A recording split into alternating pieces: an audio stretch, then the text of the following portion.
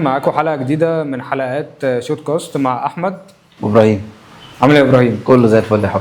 النهاردة معانا 2 من أشطر وأمهر البلوجرز اللي موجودين معانا، أحمد وزينب. عاملين ايه؟ والله الحمد لله بخير. منورنا، وبصراحة انتم من الناس الكويسة جدا على السوشيال ميديا والناس الأكتف جدا، فعايزين نعرف بدايتكم كانت عاملة ازاي والحد اللي انتوا وصلتوا له دلوقتي. احنا عايزين نبدا الاول ان احنا نشكرك ان احنا موجودين معاك النهارده انت وابراهيم. والله احنا انبسطنا اول ما انت قلت لنا ان انا عايزكم تيجوا تطلعوا معايا في الانترفيو. بس الموضوع الاول بدا خالص من هي زينب الاول، هي اللي بدات. كانت الاول هي تبدا بقى الاول. هي حته ان احنا نعمل تشانل على اليوتيوب، انا وهو جت بايلك جدا. انا الاول كنت بعمل بس حاجه يعني ايه على المستوى العيله، يعني كنا بنعمل في رمضان زي مسابقات وحاجات كده، فكانت بتبقى فيديوز وابدا امنتج واجيب الفكره وحاجات زي كده.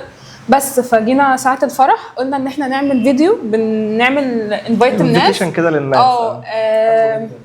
ونقول لاصحابنا ان هم مش ناويين ازاي الفرح هيبقى ماشي ازاي، هيبقى ايه الفعاليات اللي بتحصل فيه، عشان عشان حتى الناس اللي مش نوبيين يبقوا عارفين ايه اللي بيحصل في الفرح، ما يتفاجئوش ايه الناس اللي جايه من هنا وايه اللي انتوا ماسكينه هنا.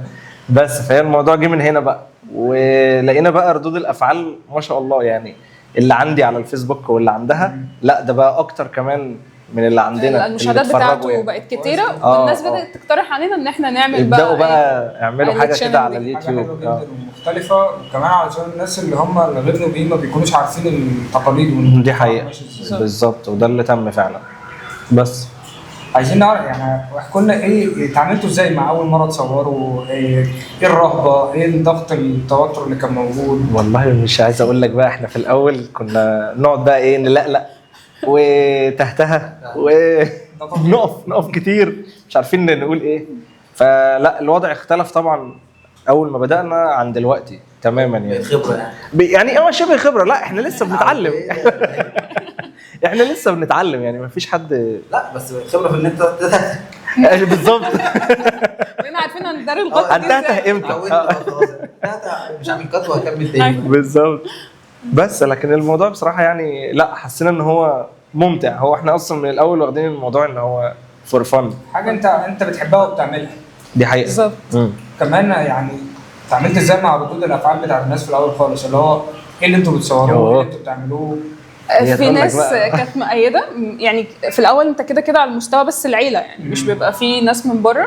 في ناس كانت بتبقى مؤيده الموضوع وفي ناس كانت ضده، بس احنا كنا بناخد الصراحه الاراء البناءه، يعني احنا كده ده عجبنا واحنا هنكمل. اللي ما بيعجبناش بنروح مدلتينه او عاملين له بلوك كده.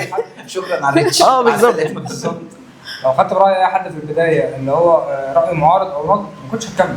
دي حقيقه. لا وفي ناس من الاول لو قالت لك مثلا ده وحش ما تكملش فيه، بعد ما تكمل وتبقى في حاجه كويسه هتلاقيه بيقول لك الله، يقول لك هايل برافو عليك. ده حصل كانت بعيد عنك او كانت بتتهرب منك معنى صح. بالظبط للمصلحه يعني. بس احنا خلاص بنبقى عارفين بقى، يعني معلمين. ايوه معلمين بالظبط، معلمين على كل واحد قال ايه في الاول وقال ايه دلوقتي. بس لكن الموضوع الحمد لله يعني ايه ماشي. قول لي بقى اتعرفت على بعض ازاي؟ ده الموضوع ده. لا وعايزين حاجات ما اتقالتش عندكم. الحاجات اللي ما اتقالتش في الحقيقه. لا ما اتقالتش بقى خالص. للعيله. اللي ما اتقالتش في العيله. لا ده مش هيشوفني ايه، ده امي لا اله الا الله دي بتتفرج علينا. بص يا سيدي الموضوع جه نقول لا ما تبصش لبعض. قول. طيب اقول لك على حاجه. الموضوع بدا في الاول خالص ان انا عند صاحبي اللي هي واحد صاحبي، ولقيت في الاصدقاء المقترحين زينب. تمام. صاحبه ده قريبي، صاحبي ده قريبها. تمام. فطلع لي في الاصدقاء المقترحين زينب من ضمن الناس. استاذنك فولو. ايوه. فالموضوع جه من هنا، اللي هو كانت هي لابسه بقى الصوره لابسه الجرجار النوبي، فده راح مجرجرني بقى على ملا وشي. فرحت دخلت كلمتها من هنا لهنا. اول رساله كانت ايه؟ كنا قلت لك ايه اول حاجه؟ السلام عليكم. رحت اديته طريقه. انا معجب بصورتك وبالجرجار ومش عارف ايه، وحابب ان احنا نتعرف وكده. بس سبحان الله يعني بدون قطع كلامك، يعني شوف يعني نصيب هنا اللي هي قبلت وسابت مجال سبحان الله. بالظبط. لا انا الاول اديته لا تقريباً. الاول طبعا اديتني انا اللي كنت فيه فاكراه النصيب. حد هو كان شبه حد من قرايبنا، فانا افتكرته هو كان حاطط اسمه احمد وبعد كده النيك نيم، فانا فاكره ان هو الشخص ده النيك نيم بتاعه كذا. فبعد كده لقيته بقى بيقول لي السلام عليكم، لا ده مش انت بقى، تعالى لي بقى. فاخدت بقى اللي فيه النصيب. ايوه خدت اللي فيه النصيب وبتاع، بس ايه الموضوع واحده واحده. ايه اللي فيه نصيب بس يعني مش هينفع تتقال بقى الحاجات دي ورا الكاميرا بقى. بس فجه الموضوع بقى من هنا، وبدات بقى ان انا ايه اروح مثلا اشوف صاحبي لو عندهم افراح. رحت فرح اخوه عشان هي كانت معزومه فيه وموجوده طبعا، اكنك معزوم، فاكني معزوم بالظبط عشان اشوفها. وهكذا بقى الموضوع جه هنا واحده واحده وخلاص. لا بسم الله ما شاء الله، يعني ربنا طبعا يسعدكم. الله يخليك يا حبيبي. في ايامكم، لان الروح هنا بتفرق، الروح الحلوه بتفرق في كل حاجه بين الاثنين. طبعا طبعا. في الفيديوز، في المواقف، في كل حاجه. الميزه كمان فيكم ان مجرد ما بتلاقوا اي ايفنت جديد بتحبوا ان انتوا تروحوا وتصوروا وتعرفوا. اي حد غيركم اللي هو لا انا مش هروح حاجه انا ما حدش قال عليها مثلا، او ما فيش انفيتيشن ليها او دي حقيقه. مش فالميزه في كده مش زينا رسمي يعني، مش حد. لا خالص خالص. حد انت بتعملوا حاجه جديده هاجي اروح اشجعك، اشوف انت بتعمل ايه، اصور اوري الناس اللي ممكن انت لو عندك 10 هيشوفوا، انا ممكن عندي 20 تانيين ممكن اخليهم يشوفوا. دي حقيقه. احنا يعني حاجه كويسه مش باصين حتى عليها في الاول، كنا مش باصين لحته الفيوز ومين اللي هيتفرج علينا. احنا بنعمل حاجه احنا حابينها. بالظبط. حتى لو العيله بس، عيلتي وعيلتها هم اللي كانوا بيتفرجوا علينا.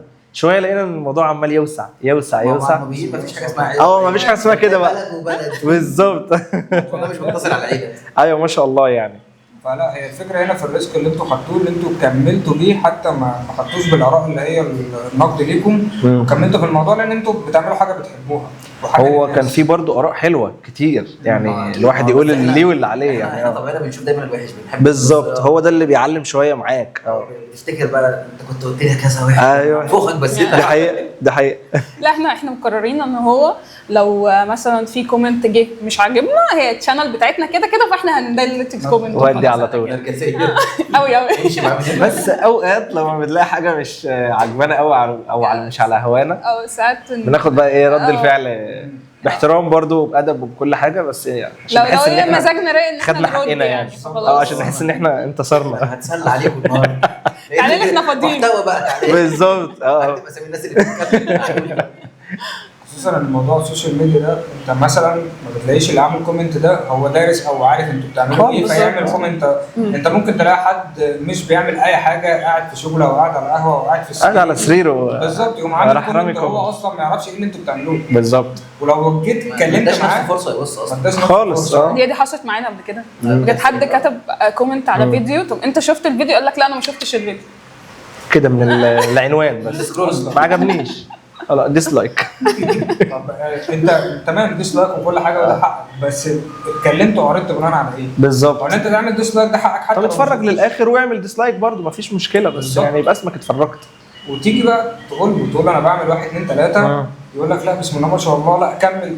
طب ما انت نفس الشخص لما ايوه بالظبط انت جوزاء اتكلمت يعني كتبت حاجه معارضه من ورا الكيبورد، ليه دلوقتي بغير رايك؟ دي حقيقه. فهو الموضوع لا، موضوع الكومنتات ده صعب جدا. بالظبط. مين اكتر سلاسه في التصوير؟ بيريحك وانت بتصور؟ انا ولا هي؟ لما تكون بتتصور، لما تكون مثلا بتتصور انتوا الاثنين تعملوا فيديو، مين اكتر حد فيكم بيغلط؟ انا طبعا. بيغلط انا طبعا. بيغلط وبينسى وبنسى. يعني الحمد لله مش لوحدي. لا ده عادي، احنا في مننا كتير قوي يا قريب. هو اصلا ممكن تكون بتتكلم في موضوع متحمس جدا وفي نص الكلام انا فصلت بالظبط. احنا النهارده بلاك سكرين كده، واحنا ايه اللي جابنا هنا؟ لدرجه ان هو ممكن يعمل انترو الفيديو تاني، يعني احنا النهارده رايحين هنعمل كذا هو عمل كذا مره. اصلا لا الموضوع بيبقى ممكن يكون زي مربك شويه او توتر، بس هو بالظبط او قله اكل صح. خليك مركز بقى. بالظبط. انا قاعد دلوقتي عمال انا بصور بس انا مشغول بالمطبخ ده وانا جعان ريحه محشي جوه مش هعمل انترو، انا هدخل اكل الاول. مين اصلا المسؤول عن فيكم عن المونتاج او التصوير عامه في السوشيال ميديا، ان الفيديوهات ابلود على السوشيال ميديا وكده؟ احنا مقسمين الدنيا، مقسمين المهام. دي حاجه كويسه ان انتوا الاثنين على العلم ده. طبعا، علشان لو حد مش قادر دلوقتي يعمل الحاجه دي التاني يعملها. والعكس صحيح طبعا. يعني هي في الاول اللي بدات المونتاج، كان كل واحد ليه قوه في حته. انا مش عارف اعمل الثامنيل بتاع الصور، بعد كده علمتني انا المونتاج، علمتها هي تعمل ازاي الثامنيل. ما شاء الله حلو جدا. لا سيبنا اجرب، مش يمكن لما اجرب اطلع بعرف بالظبط. ودي لسه بعرف. والتصوير بنصور بقى سوا، يعني مثلا حد لقى لقطه هنا يحاول هو ياخدها، الناحيه الثانيه يحاول الثاني ياخدها، وهكذا ونكمل بعض. بالظبط. بس لا هو حلو كمان في الفيديوز بتاعتكم، الحلو في الموضوع ان انتوا بتبرزوا الهويه النوبيه. بنحاول على قد ما نقدر. دي حاجه جديده، لان ما شفتش قبل كده حد دخل في الموضوع ده وداس فيه. يعني حتى لما لقيت مثلا ناس بتتكلم عنه من بره وتمشي، يعني كشور. ما بيجيبوش حاجه تفاصيل، ما بيجيبوش مثلا الفرح بيبقى عامل ازاي، عادات الفرح وعادات كل الكلام دوت. يعني ما لقيتش حد بيعمله، بس عندكم ما شاء الله عاملينه حلو قوي. الله يخليك يا حبيبي. لان في ناس كتير بتبقى بتحب ده، يعني في ناس كتير هي اصحابهم نوبيين ويعرفوا ناس نوبيين، بس الناس دي مثلا ثقافتها ايه، افراحها بتتعمل ازاي، العادات والتقاليد بتاعتها ايه بالظبط، محتاجين يعرفوا اكتر، فاحنا بنحاول نعمل الحته دي بقى بالظبط، بجانب طبعا المحتوى بتاعنا اللي احنا بنعمله. يعني هنسافر في حته نصورها. ده اللي انا كنت عايز اسالك عليه، كلمني اكتر عن المحتوى ده، وايه يعني بالظبط ايه اللي شجعكم ليه؟ يعني احنا بدانا في الاول حته اللي هو السفر بره، شويه مش عارف تحديات، شويه الحاجات اللي احنا بنعملها بقى في البيت. احنا الاول يعني كان اللي حاكمنا برضو ان احنا كنا يعني خايفين نطلع بره، لسه مش متعودين على التصوير وكده، ما كانش معانا مايكات برضو. اول ما جبنا مايكات انطلقنا بقى بره. بس مايك ورينج لات صغيره كده. ايوه بالظبط. مش هتلموني من هنا. بس الفكره ان انتوا بتصوروا وانتوا اصلا مسافرين، ولا ساعات اوقات بتسافروا مخصوص عشان تغيروا جو وتصوروا؟ الاثنين في واحد. اوقات واوقات. بالظبط، الاثنين في واحد صح. ممكن التصوير هو اللي يحكمك ان انت تسافر، يعني ما بنحبش نكرر سفريه عشان خلاص مش هنطلع منها بحاجه جديده، ندور على حاجه جديده عايزها. بالظبط. دي حاجه حلوه جدا، بالذات حته سفريات بقى البلد. يعني احنا مش عارف انت شفتوا الفيديوهات بتاعت البلد دي ولا لا؟ تحفه طبعا. فاحنا حاولنا ان احنا نطلع منها اكبر قدر ممكن من وحلو عشان الناس تشوفها. يعني في ناس كتير، يعني انا واحد من الناس، انا اخر مره رحت اسوان 2002. يا نهار ابيض. يعني قبل ما يسموها اسوان ده حسن شحاته ايوه ايام المنتخب صح. كاس العالم اتلعب وانا لسه لا لازم تروح، ما ينفعش. انا نفسي اروح، انا نفسي اصور كمان هناك. لازم. الموضوع هناك ممتع جدا بقى في حته التصوير. في بنت بعتت لي على البيت، هي مش نوبيه بس مشروع التخرج بتاعهم عن النوبه. تمام. كلمتني قالت لي احنا عايزين كده هنسافر اسوان، وعايزين حد معانا هناك يورينا المعالم، وكمان دي بقى النقطه اللي انا كنت بكلمك فيها، عايزين يحضروا فرح علشان يعرفوا العادات والتقاليد بتاعتهم. فدي بتبقى يعني حاجه حلوه مهمه جدا، مهمه وواقعه من ناس كتيره. يعني حتى ممكن النوبيين تلاقيهم مش عارفين نفسهم. دي حقيقه. لان اللي بيحضر افراح البلد هي مختلفه تماما عن هنا. يبقى فيها بهجه كبيره جدا، مختلفه تماما. من اول اليوم قبليها بكام يوم موضوع الطبخ ان انت بتطبخ للناس بالظبط. بعد كده احنا عندنا في حاجه اسمها الاوجر ده اللي انت بتخبط على بيت وبتعزمه على الفرح، حتى لو هو عارف، بس دي هي لازم. دي حقيقه. دي بتبقى حاجه حلوه وبتنمي الفرحه. بالظبط. عايز اسالك عن اسم نسكوتيلا. فكره اسم البيج جت من ايه؟ الاسم ده يعني اي حد يشوفنا لازم يسالنا السؤال ده. نسكوتيلا ده انت قولي بقى عليه جزء. هو اصلا الاسم ده من قبل التشانل خالص، احنا وانا واحمد مسمين احنا الاثنين كده نسكوتيلا، عاملين جروب كده. ده اللي انا فكرت بيه، بس انت اتاكد صح ولا لا؟ ايوه بس احنا عاملين فيديو صغير كده على التشانل بنشرح فيه احنا ليه مسمينها نسكوتيلا. فهي الموضوع في الاول جه علشان انا فعلا بحب النسكويك قوي، وهي بتحب النوتيلا قوي، فقلنا طب ما نجيب من ده على ده ونطلع بحاجه. بس كنا عاملين اول فيها سيكه تنمر فاهم، بس ايش سنه طبعا عشان الحاجات اللي هي الشوكولاته والغوامق والحاجات دي. بس فلقينا ان الموضوع خلاص عجب الناس. هو كريتيف وحلو جدا. بدل ما نكتب احمد وزينب فدي اتقالت كتير قوي. بلاش دي يعني. بلاش احمد وزينب دي اللي بعدين لما واجه. الفكره حلوه جدا جدا جدا. الحمد لله. وكمان طبعا احنا في نهايه الحلقه دي هنحط كل اللينكات الخاصه بنسكوتيلا علشان الناس تدخل تشوف، وانا واثق ان الناس لما تدخل وتشوف هيعجبها جدا جدا جدا ان شاء الله. بسم الله ما شاء الله انتوا بتعملوه بروح، حاجه حلوه، مش اللي هو لا انا لازم اصور عشان انا بقالي كتير ما صورتش. لا خالص. بنحاول ان احنا اصلا لو مالناش مزاج نصور ما بنصورش. احنا ساعات بنقعد شهر ونص ممكن شهرين نقعد ما فتره طويله بننزلش. مع ان ده غلط، بيموت الريتش بتاع الشانل. بس اللي هو لا انا دلوقتي مش في مود تصوير، او الفتره دي كلها انا مش قادر اصور فانا مش هطلع. لان انت بتعملوها علشان مش علشان الفيوز، مش عشان لا، خاطر لا، خالص. يعني يعني قبل ما نختم كده، ايه الحاجه اللي انتوا عايزين تعملوها وممكن مثلا مستنيين لها الريسك بتاعها لسه مش جاهزين لها، او نفسكم تعملوها ولسه مش ما عملتوهاش لحد دلوقتي؟ فيديو نفسكم تصوروه، مكان نفسكم تروحوه؟ احنا عايزين نطلع بره مصر ان شاء الله، يعني نصور حاجه عايزين برا مصر. يعني نوري برضو الثقافه بتاعتنا اللي بره. يعني احنا حابين ان احنا نصور اصلا كده بلاد، يعني نسافر ونصور. ونحاول ان احنا برضو نوري الثقافه بتاعتنا للي بره. اللي بره دي حاجه مهمه جدا. في مكان معين حابينه ولا سايبينها تيجي بالليل؟ طبعا زنزبار، نفسنا نروح زنزبار بصراحه. تنزانيا سبت كل هي بلد حاسس ان هم مش عارف شبهنا شويه، بغض النظر عن اللون يعني، بعيد عن التنمر. انت جاي في مستنقع تنمر بس لكن هي بلد نفسها حاسس ان هي لذيذه وبحر وبتاع، والاجواء دي احنا بنحب قوي الاجواء الاستوائيه دي. حلو جدا. لا ان شاء الله يعني مش بس تنزانيا، لا ان شاء الله ربنا يكرمكم وتسافروا كل البلاد طالما انتوا عايزين تسافروا عشان حاجه، فدي حاجه حلوه قوي ان شاء الله.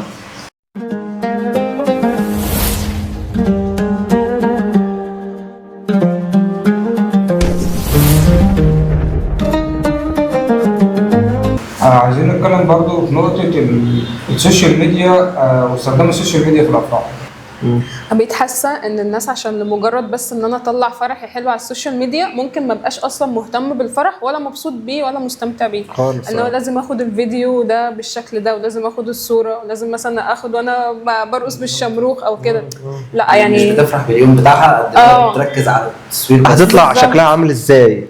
فلدرجه ان انا بقيت حاسه ان الافراح كلها شبه بعضها، يعني بسبب السوشيال ميديا كله بقى شبه بعض، بقوا بيغيروا من بعض. بالذات يعتبر البنات، العريس بالنسبه لهم مش فارق عادي، مش فارق معايا الفرح اصلا، ما كنتش عايز اعمل فرح. البنات في الافراح بلاقيهم هم اللي مثلا غيرانين من بعض يعني، او في العموم بقى فستان، انا لبست فستان زي ده الفرح ده، لا انا الفرح الثاني اللي جاي لازم اعمل فيه كده بقى اعلي في الليفل. الاخر بيطلعوا وحشين. انت كده بص كده انت كده بتعنصرها، انت كده بتعنصرها بقى. ما قلتش كده، ماليش دعوه. كمان دلوقتي الشباب اللي انا بشوفه، الشباب دلوقتي ما بقتش رايحه، انا مش رايح علشان افرح لاحمد او علشان احمد ده يقوم ويطلع حلو. الشباب دلوقتي بقت رايحه علشان حد يصورها وهي بترقص فتنزل الفيديو على السوشيال ميديا سواء تيك توك او ريلز. دي انا شفتها بعينيا دي. يعني فعلا الكل بيروح بيرقص علشان بس ياخد اللقطه بتاعته هو. انا مش فارق الناس صحاب الفرح، مش فارق معايا اصحاب الفرح. عشان كده انا برشح جدا. يعني انا في الوقت اللي احنا فيه الاول كان لا، لكن انا دلوقتي مع يا اما تحدد الناس اللي تجيلك، يا اما تعمل حاجه بسيطه جدا وبتكلفه اللي هو كاتب كتاب مثلا، تكلفه الفرح دي تسافر. لو عادي حتى لو عامل فرح تتبسط بيومك وما تركزش بقى في التصوير، ما تركزش، سيب يعني تصور عادي كل حاجه، بس سيب المصور هو اللي يصورك. ما تجيش تقول له انا عايز اعمل 1 2 3. انت تركز ان انت تتبسط باليوم عموما وتتفرج على النتيجه في الاخر.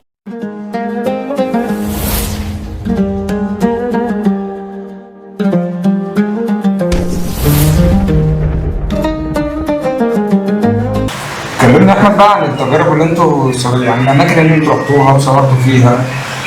يعني احنا زي ما قلنا لك كده، احنا سافرنا اسوان لما رحنا البلد، كان عندي دي بلد زينب في شاتورمو.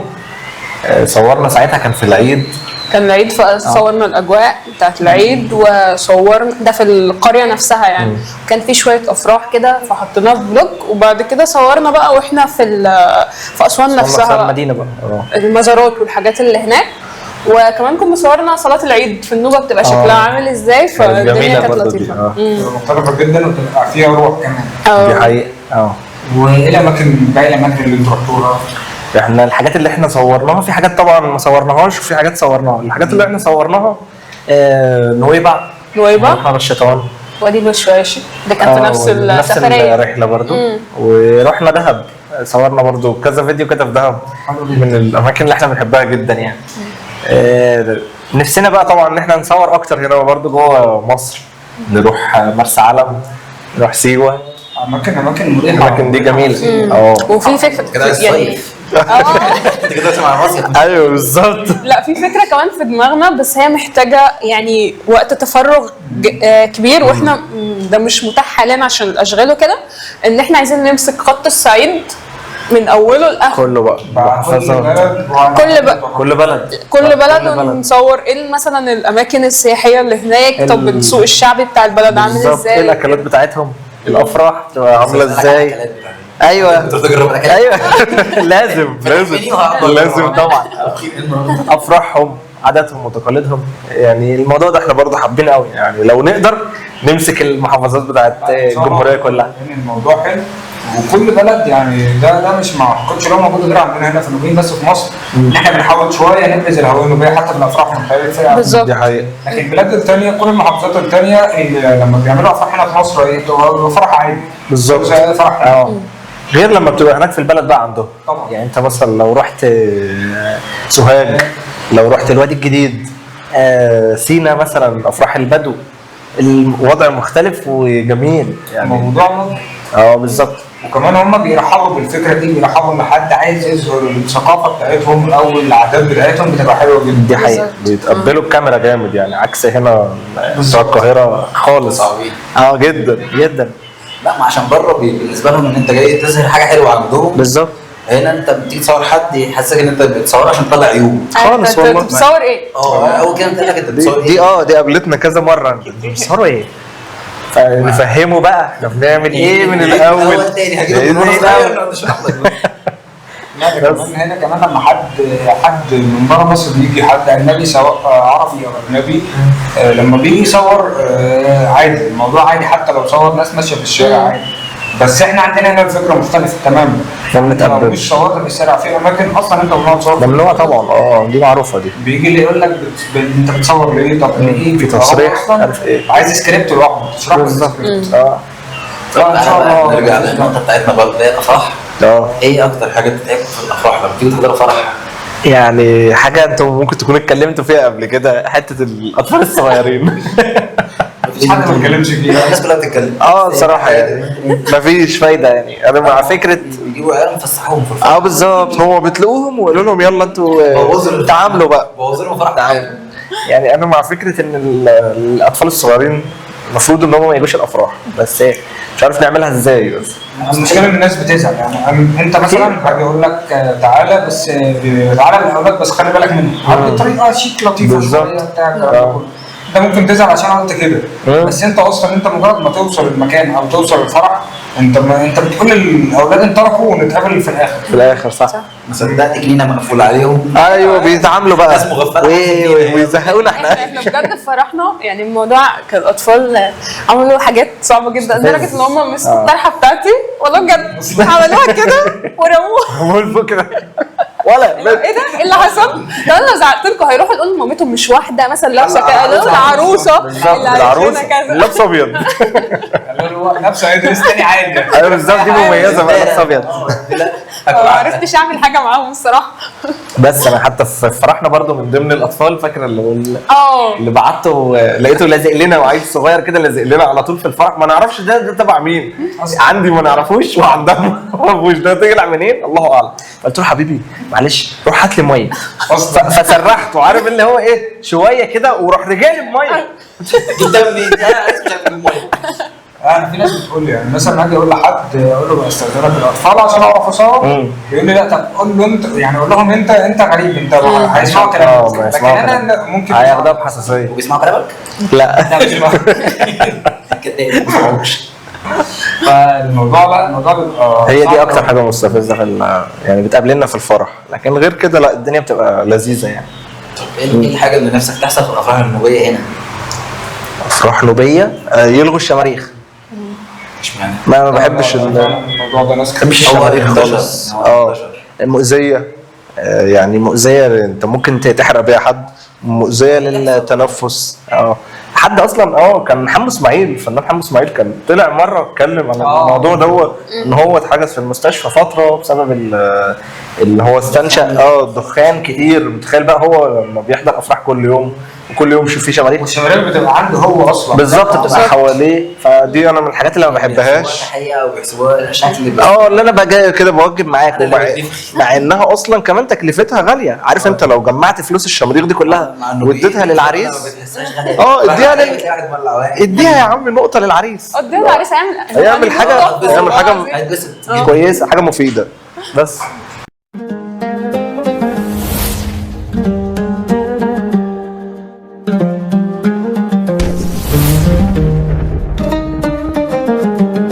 فممكن يعني نبدا يعني نقول حاجه اخيره كده، حلمكم ايه؟